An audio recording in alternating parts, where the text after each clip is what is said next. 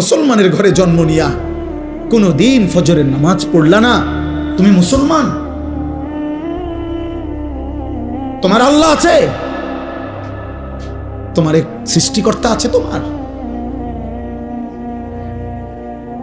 তোমার কোনো নবী আছে, তোমার কোনো ধর্ম আছে?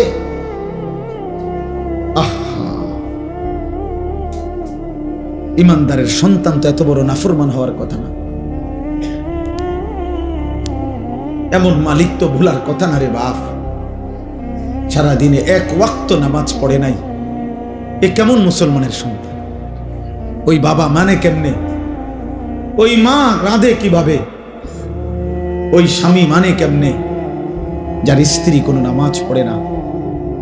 ওই বাবার ঘুম আসে কেমনে যার সন্তান নামাজ পড়ে না?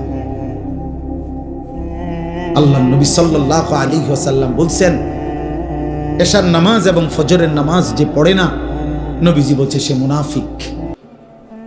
একাধিকবার বলছে নবী, একাধিক হাদিসে নবীজি বলছে সে মুনাফিক, মুনাফিক, মুনাফিক।